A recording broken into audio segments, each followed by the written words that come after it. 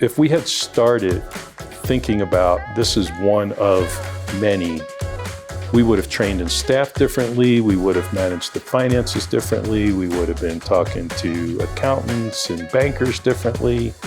So all of a sudden it's like, oh, we need to grow. And we were behind the power curve.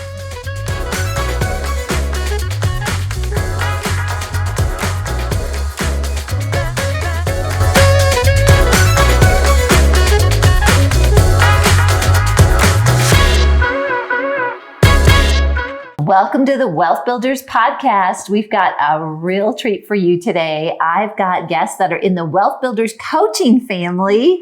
I've got Dave and Anna Deist here. Hi, thanks for having us. Oh, thanks for being glad here. to be here. Wow, so one of the things I just love about our coaching families, we really get to know each other.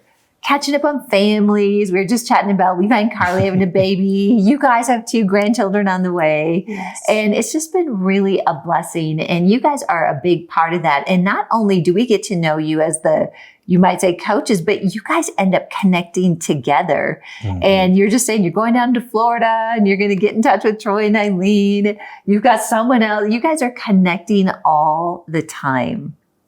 So we're really, really thrilled to have you guys a part of it. And I would love for you guys to share a little bit about what's your story, and then in that, how did you learn about Wealth Builders in that process? Would you like to start? Go ahead. I could try to start. So, really where we are now with Wealth Builders is, it's been a neat path. So we own 3 Jimmy John's restaurants, had 5 at one point. We've had rental houses in the past, and then we both went to Karis, graduated in 2020, learned about Billy Epperhart, learned about Wealth Builders. I think it was 2019 or so. We went to our first Wealth Builders conference, learned about Wealth Builders. That ultimately got us into the coaching.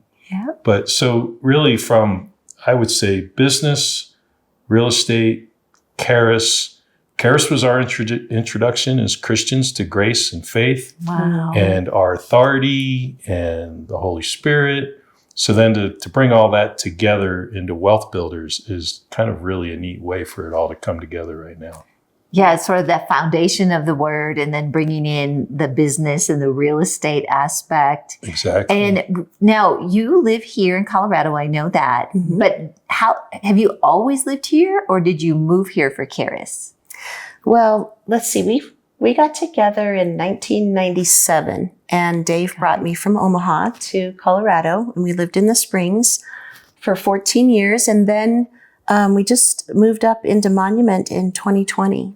And I have always loved real estate. In fact, I made Dave go to the Parade of Homes every year, and so we moved every 2 years. For 10 years. So you could get that new place and fix it up and all those fun things. Anna's had about 5 dream homes. Yes, I have. Wow. We've built several, and then we kept each one of them as, so the next house, and we were renting them.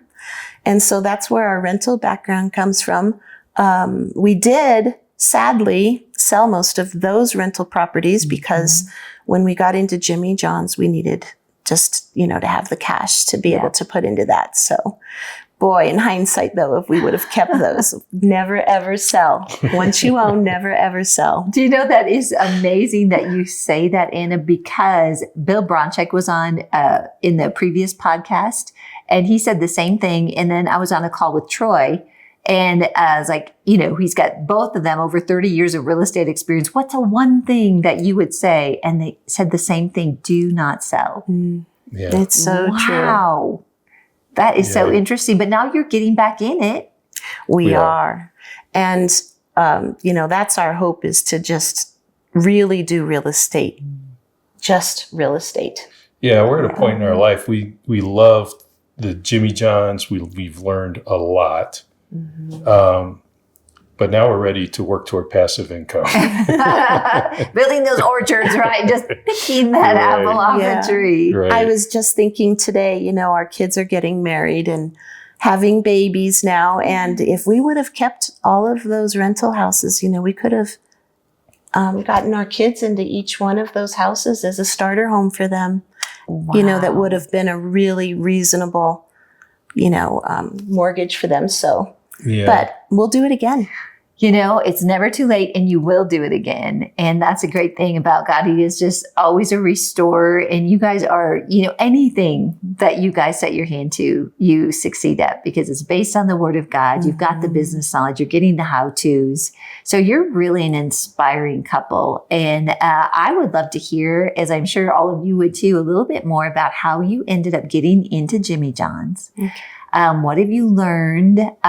What's your favorite parts of it? What do you think about franchises? So can you share a little bit of that with us? Sure, go ahead. Yeah, so we had talked about I'll back up a little bit we had talked about having a business, but when we first got saved, we were in a small church, handful of families, and new to the Christian world. And every time there was a missions trip, it cost like $3,000 and people are donating $25 or $50.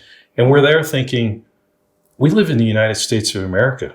This is the richest nation in the world. Why is it so hard to fund missions? Well, we had not been exposed to what we're exposed to now to understand that it was bigger than that church. But we did feel like we always had a heart for business, that if we could find business, that could be a way to give to the kingdom. So that was our heart from the beginning. And where was I going with that? So then we had done a lot of reading. We knew we needed a simple business.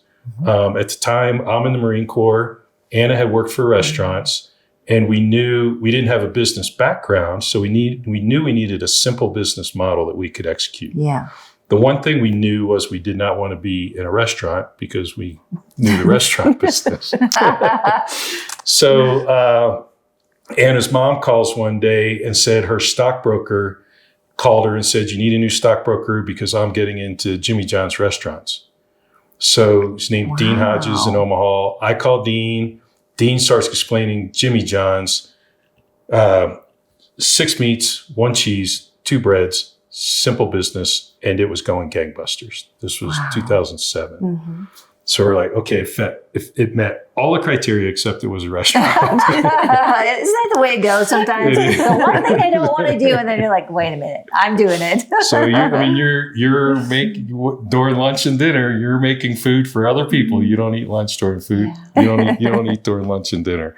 But and you work 7 days a week. And when we opened, we had bar shifts, so that went till 3 a.m. So it was hard work.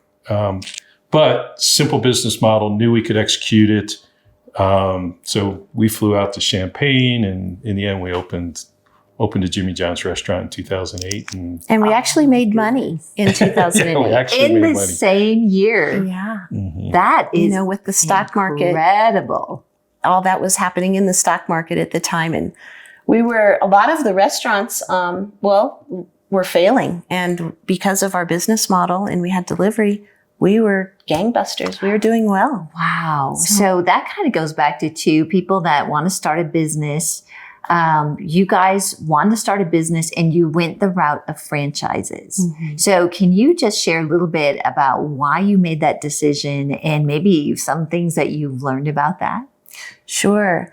So we knew that we didn't have the full background for restaurant business. Even though I had managed and worked in restaurants, we knew we wanted to own a business, and we felt that was the safest way to get in and be under the umbrella of the corporation to be able to help us along. So that's what we did with my friend that was opening at the same time.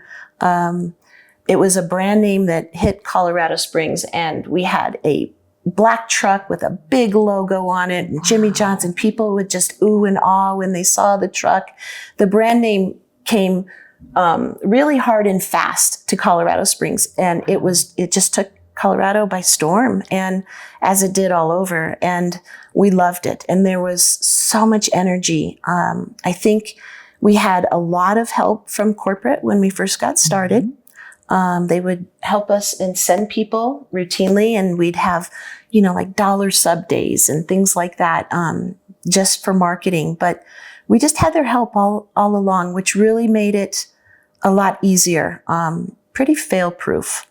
It was a lot of work, but we love the energy of the stores and the customers and just the potential of, having all these employees. Each store averages about 30 to 35 employees when it's running well. And so, there's just a lot of potential to speak into the lives of all of our employees, from young kids to our managers. And what do you think? What was the most exciting thing for you? Well, I'll back up to the franchise part. Mm-hmm. Jimmy John's systems and procedures are so well done that you initial when you unlock in the morning, you initial when you lock in the evening. Mm-hmm. Every employee initials everything they do all day long. It used to be on papers, now it's on iPads. But it's so simple to execute. So, if you go to some of what Billy teaches with systems and procedures, and the same's true in real estate. It doesn't matter what you're doing. So true. Jimmy wrote down everything he did every single day, and he turned that into thousands of restaurants that all execute the same way every day. Right? Do you know, that is really key right there. I was in banking 20 years, and we had to do it from a regulation standpoint and consistency. And you're talking about it in a restaurant business, but also what I'm hearing is writing down what he did every day. And then you as franchise owners following that and being accountable, keeping your team accountable, really leads to the success. Mm-hmm. Mm-hmm. And what is it in that? Is it just consistency? Is it that you've got someone overseeing all the processes where you don't have to be in everything? But how important was the policies and procedures and the systems?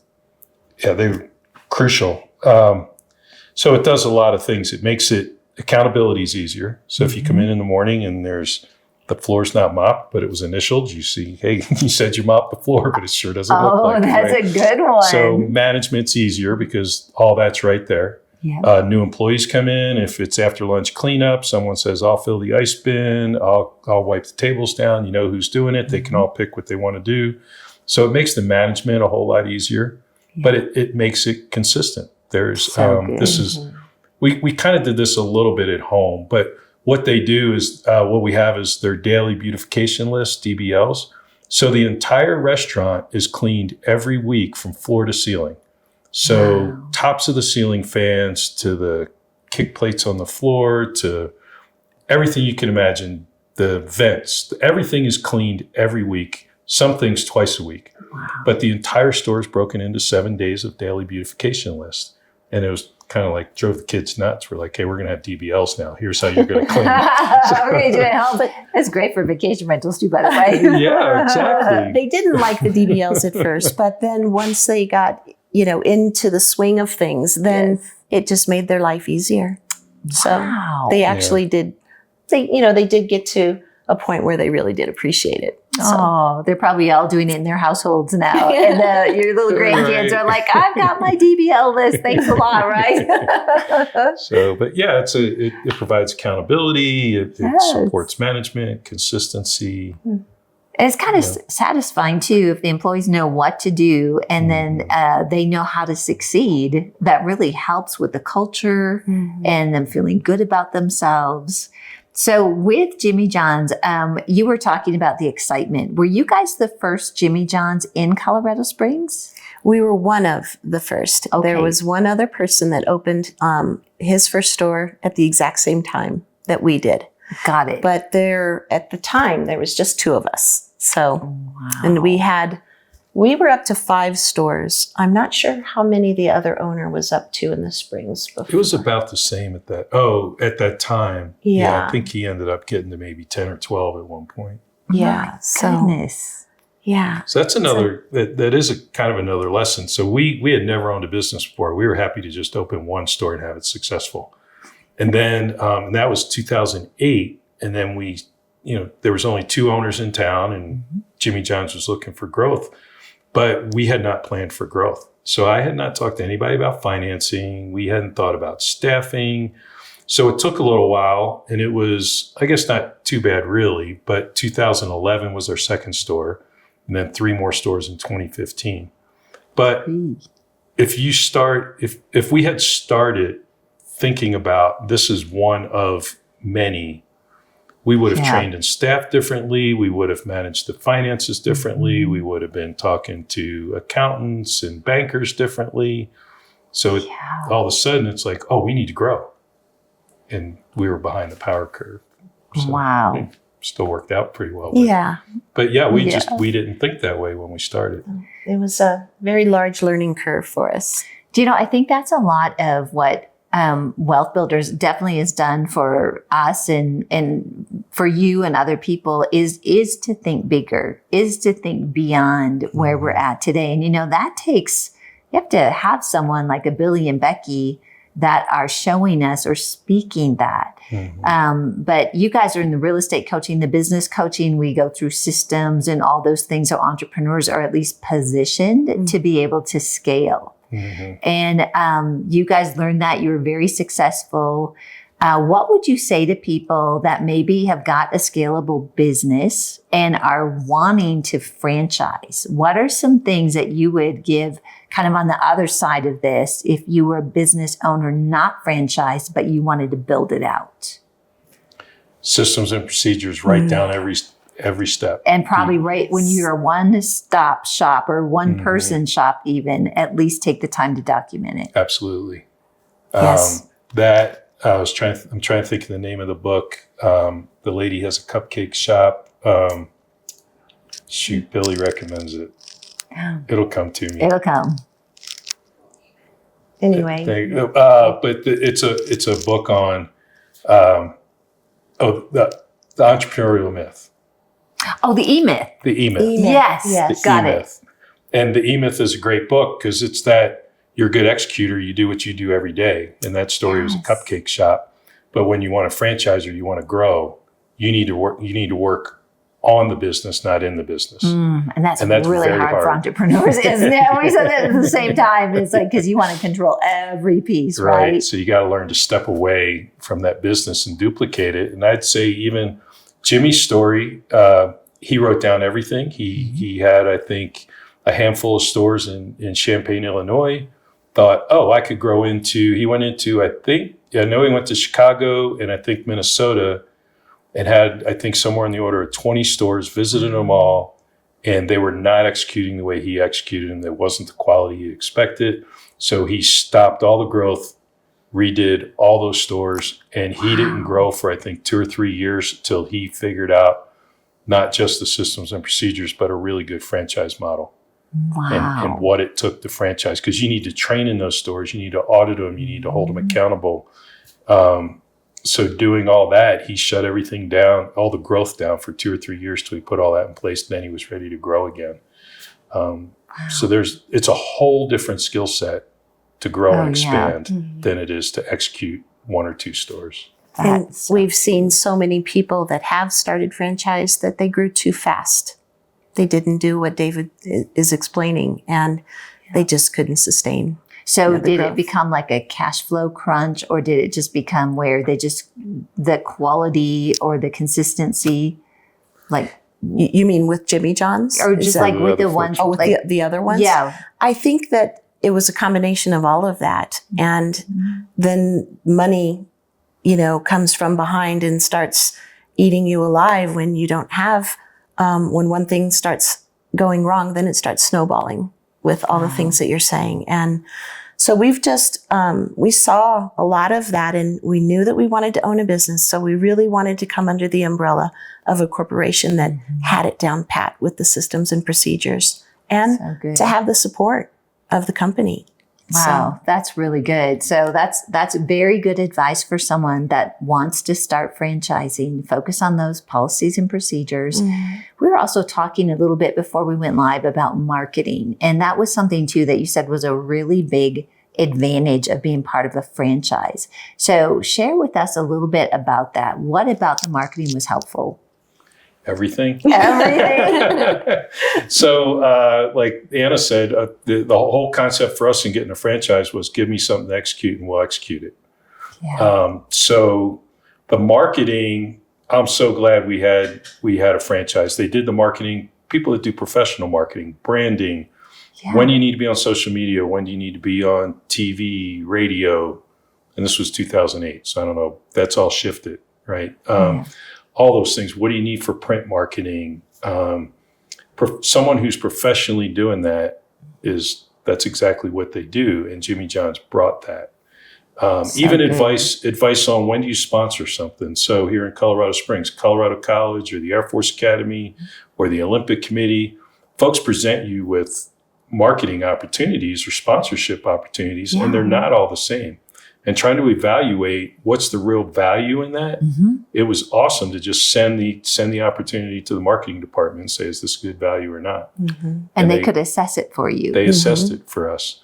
And I would say on the flip side, the other thing I saw was when you open a small business, as a small business owner, you get a lot of opportunity to donate because people think you own a business, therefore you have a lot of opportunity to donate, which is not really true when you start a business with cash flow. A lot of people want to sell you marketing business opportunities, I guess. And you have a lot of business consultants that want you to pay them to give you advice. So having a franchise made it easy to tell. You had it all right there. No, thanks, we have it. And so, I mean, and that's very overwhelming because as a new business owner, you have like, maybe that's what we need to do for marketing. Maybe we need to do mailers, and maybe we should do this. And folks are coming in trying to sell you those things, and you really don't have the cash flow to support it. There's a parallel just with Wealth Builders as well. I mean, we had the corporation to back us and give us advice and help us along the way. And it's just like, being a coaching client, we've every step of the way through the purchase, we've had all of you helping us every step of the way with the purchase of the houses that we've bought. So that's a great awesome correlation, because that is like, with coaches, friends, guides, we go through the process and you guys knew the value of that. So when you're stepping back in, that's really cool. I've not really pulled those two together like that, Anna. That's awesome. You're also giving some really good clues as to someone that wants to franchise. You're telling them, get your marketing together, understand what works, right? And document it. Provide the ability for someone to ask those questions. Those are great things for someone looking at franchising to know. And it's almost like to learn, if you want to start a franchise, it's almost like work in a franchise and then you learn. Yes. That's really great. All right, let's switch a bit to real estate now. So I did not know that you had purchased a lot of properties here until we were talking about that. And then you sold them. And now you're just realizing to go back in. And so what does this season look for you? I know that you've got a property in Florida because we were there all on boots on the ground, which is amazing, which is part of our advanced coaching. Yeah, that was fun. So much fun. We're in Florida. We're doing that again in October. But you guys really decided like, hey, we're going to start to get in the game, and you really followed the guidelines and the numbers. So what's next for you in real estate? What are you seeing right now? You want to? Man, that's hard.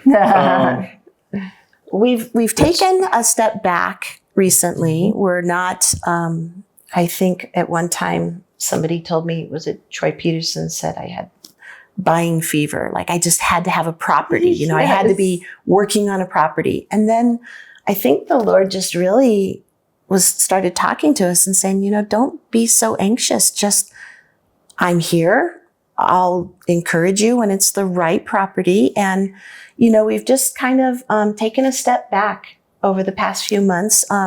We've been paying a lot more attention to putting more time into our business with our daughter and helping her. But we are at peace with where we're at. But we know that real estate is our calling. We know that the Lord is calling us to this. And so when the time is right, when we do sell the businesses, the Jimmy Johns, we just wanted to go all gangbusters with real estate, just all in. And so we're also thinking about a portfolio and how diversified we want to be. We're learning about that diversification in real estate right now. So when the opportunities come, we're evaluating. We're also looking at medical buildings. We were very encouraged by Colin Carr when he spoke on that. We love multifamily. We love VRBO. But it's, it's just one step at a time. Yeah. And, I think the biggest lesson that I've learned this year is just to learn how to slow down and just really trust the Lord in each purchase. You know that you've been through several purchases with us where they fell through. Yeah, that's true. And they were crazy. It was crazy what happened in those situations. Yes. But, we also felt that, it wasn't right. And God was protecting us. Yeah, absolutely. And I remember going through those with you, and it is at first, it's discouraging, but then when you realize that you've committed your business and your real estate to the Lord and you can trust Him, I agree. There's just times there is protection for us. Mm-hmm. Absolutely. Yeah. And it's, it's no small feat to be selling the businesses, and you've really got to think that through. And then you kind of know the area that you want to go into. But there is also, you guys have been great at gaining knowledge and understanding, which allows you to take God's wisdom and actually apply it, right? Yeah. So we're asking the Lord just to give us wisdom and a vision for what He sees for our future right now. I really like that. And it's all up to Him. And, we just want to take the reins off of everything and just hand it over to Him. And we're excited about what is going to happen tomorrow. That's so good. And just people, you that have watched the podcast and part of Wealth Builders know that part of that taking the like giving God the reins, it's not that you sit and do nothing. It's actually quite opposite of that. And you guys have done a great job. You're like, we're going to steward this. We're going to get the how-tos. I was just talking to Billy about this morning on a webinar. And that's a really important part of being equipped to be able to take that risk, like in the parable of the talents, and step out into business. And so you are taking that time to study. And then when you're ready to go all in again on real estate, you're going to be very well equipped. We sure hope so. You will be. You are. So what advice would you give to people listening, with your journey? What's kind of on your heart with, I like what you said about the vision, even partnering with God in this adventure of business and real estate. What advice would you give? Well, I guess first is you need to know where God's calling you to be. And I would say we're pretty blessed because, like I said, when we stepped into Jimmy John's, even with our real estate properties, it was, we weren't where we are now in our Christian walk, so we probably wouldn't have articulated it then, but we knew that's what God wanted us to do. We were in agreement on that. It was what we both wanted to do. And, so thankfully, like I said, without a lot of awareness, we were stepping into what God wanted us to do. And again, the businesses were for His kingdom. I don't know that we did articulate that then. A combination of for His kingdom and for our kids. Because the other aspect I didn't mention was, I still have a job, the 40-hour week job in defense contracting, but we knew that the long-term pension and work for someone for 30, 40 years was not the world our kids were going to grow up in. Yeah. They had to grow up in a world where they brought value to the marketplace. And these were words we knew 2007, 2008. They needed to be able to bring value to the marketplace. And that's how they were going to generate income, not, like I said, through a traditional long-term job. So that was our intent in the beginning. God's blessed that, I would say. And we look back at what we've done with Jimmy John's and the mistakes we've made. And we're like, there's only one reason we still are in Jimmy John's and own 3 of them. That's because God has, He's been blessed. God has blessed us with it. So that's one is it's where you need to be called to be. But then I would say the other thing is, go do it, pull the trigger. I can't tell you how many people have either said, oh, I wish I'd have bought that house, but someone else, they waited too long. Yes. Or they look at us in a business and say, I've always wanted to do that, but they never have. And so you got to do it. Yeah, you got to step out at some point, right? Yeah, get in the game. It is getting in the game, and part of getting in the game is really giving it all to God and trusting Him. Wow. because it's, for some people, it's their life savings. It was when we did Jimmy John's, it was everything. What you had in our 401.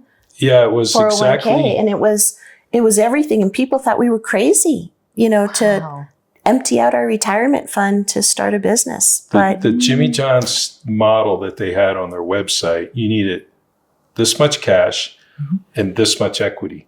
This much cash was exactly what was in the 401k, and this much equity was exactly the equity that was in our rental houses at the time. Oh my goodness. Like to the dollar. Oh my goodness. That was like, I think we've got a confirmation here, right? Right. Oh, you guys, that's so encouraging. I really appreciate you being a part of this podcast and just really being part of our family. I really feel like you guys are family. We're blessed. Levi and Carly, we get together when we go down to Florida and stuff. And that's really what Wealth Builders is all about.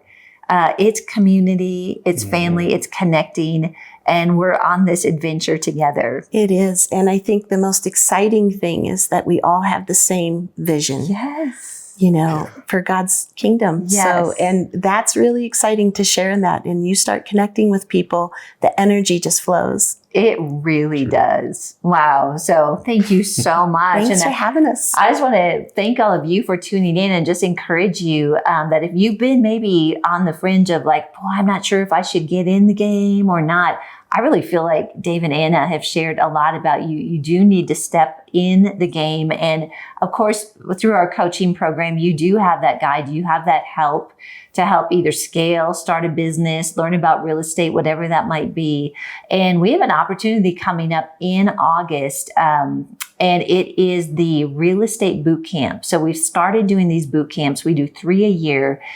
We've done the Triple X Factor one, the business one. This is a real estate, and it's completely free to you. It's an hour training with our coaches, a different coach, every night of the week. And in that, I think that they'll learn like, wow, am I called to do this? Is it something that I can step forth? But it'll give you a foundation of information.